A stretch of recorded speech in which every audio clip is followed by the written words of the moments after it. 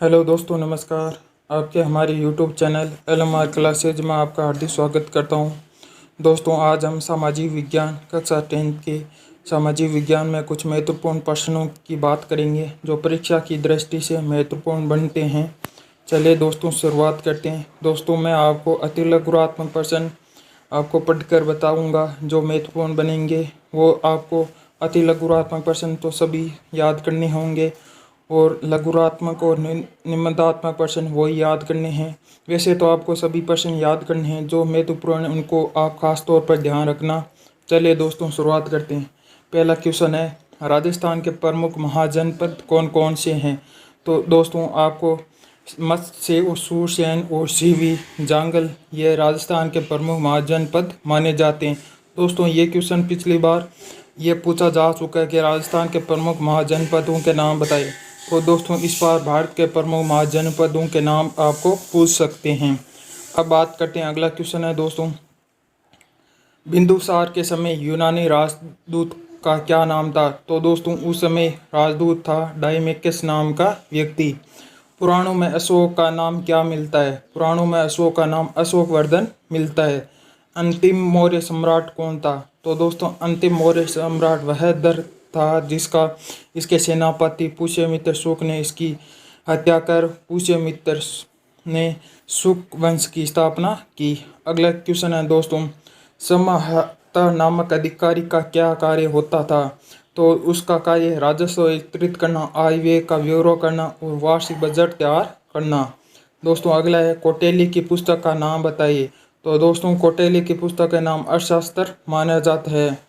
पतंजलि किस शासक के काल के हुए थे। तो दोस्तों, पुष्यमित्र शुक के काल के पतंजलि नाम के शासक हुए। अगला क्वेश्चन है दोस्तों, सातवाहन वंश के सबसे प्रतापी शासक का क्या नाम था। तो दोस्तों, उसका नाम था गौतमी पुत्र सातकर्णी था।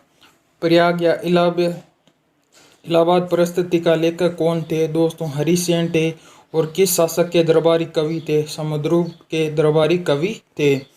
स्कंदगुप्त ने मौर्यों द्वारा निर्मित किस झील का जीर्णोद्धार करवाया। तो दोस्तों, सुदर्शन झील का जीर्णोद्धार स्कंदगुप्त ने करवाया। अगला क्वेश्चन है दोस्तों, हर्षवर्धन की साहित्यिक रचनाओं के नाम बताओ।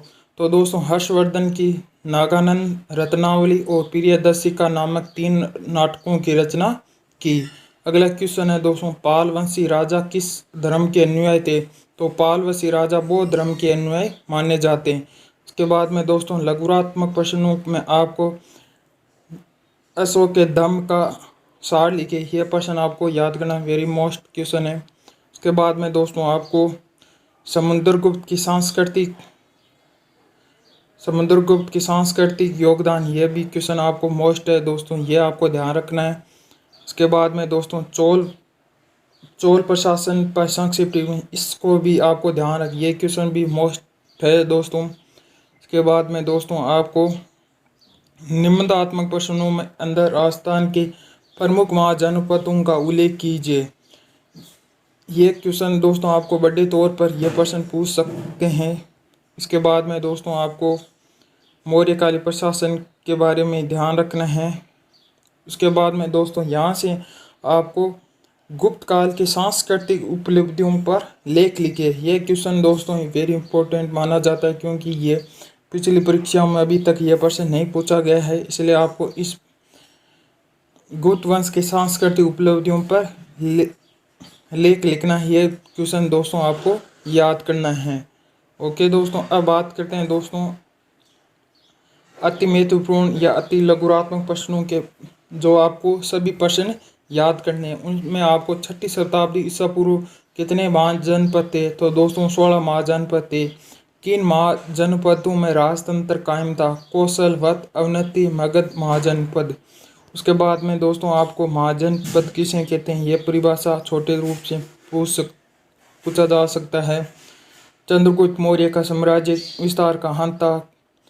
उसका पंजाब, गंगा यमुना के मैदान, बिहार, बंगाल, ये भी पूछा जा सकता है। दोस्तों, ये क्वेश्चन इंपॉर्टेंट है। चंद्रगुप्त मौर्य ने किस यूनानी शासक को हराया। तो सेल्यूकस निकेटर को हराया। उसके बाद में दोस्तों, ये क्वेश्चन बढ़िया है दोस्तों, धम्म महामात्र नामक अधिकारी का क्या कार्य होता था। जनता में धर्म का प्रचार करना, उसे कल्याणकारी कार्य करने के लिए रोकना। उसके बाद में दोस्तों बारंबार की पहाड़ी में अशोक ने आजीविका के लिए कौन कौन सी गुफाओं का निर्माण करवाया, तो उसने सुदामा, चापा, विषा झोंपड़ीकरण गुफाओं का निर्माण करवाया।